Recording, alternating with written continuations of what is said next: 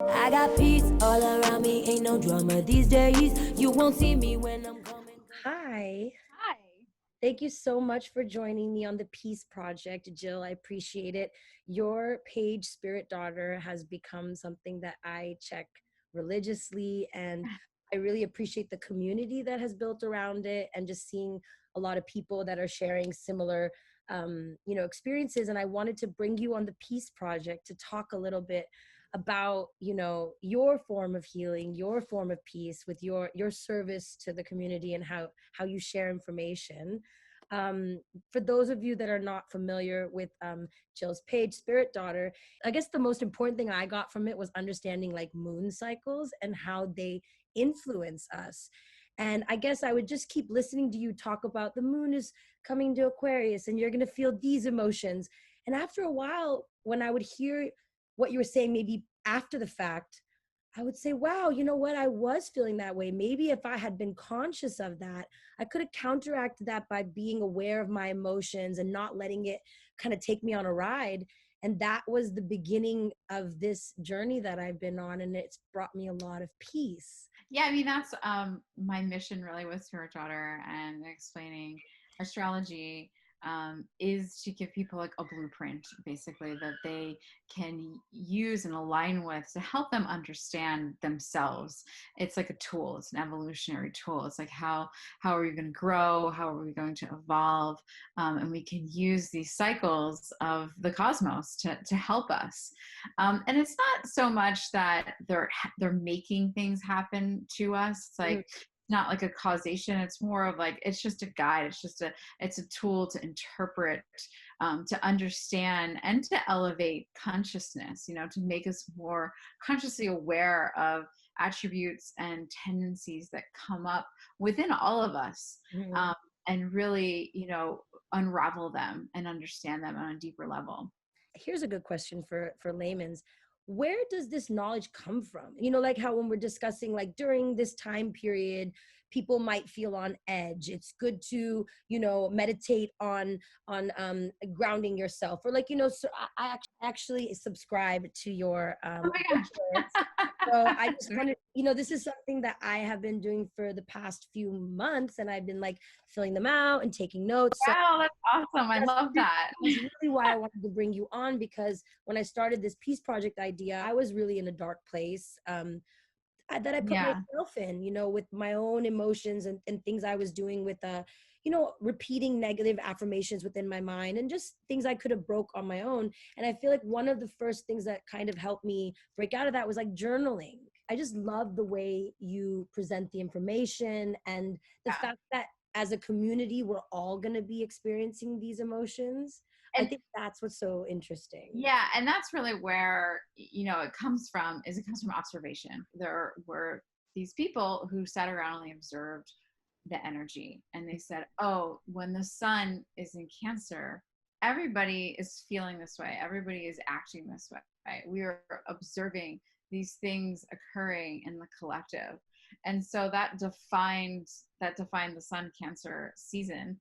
And then people who were born under that time become Cancer suns. And then that helps us understand the energy that's around us during Cancer season. Okay, so the energy is there, but I want to ask more about you. So I was just wondering, when you were going on your journey and you started realizing you wanted to make this for everyone, for the collective, what kind of practical things did you do in your daily life that brought you peace? Well, these practices, and that's where they come from. So they come from an extension of my practices. Like the journal you're holding in your hand, pieces of that were part of my daily practice for years. Everything that I do comes out of an extension of what I've noticed creates peace within me. And so I've noticed over the years that intentions I set on the new moon are more powerful. Sitting down with my journal and answering some questions and reflecting on some really important practices brings me peace. It calms me down. And it's through those things that I've created peace within myself and tapped into my intuition, right? Mhm. So for me, the calmer I am, the more I really can feel into my inner knowing and feel into my intuition. But yeah, it all comes from things I just do. This is the information I really wanted to get to, is that, this isn't like something that like was like, it is handed down by like the the vibe, the energy, by like connecting with your intuition and understanding that something is right. But I just wanted to thank you for, making these journals, because it's really been helping me, and I appreciate, you sharing your rituals with us. And also, I'm hoping that people that are watching this, if you want to, get a little guidance on how to, observe yourself, then this is my suggestion. I've been doing it, and I hope you do too. And thank you so much for your time, Jill.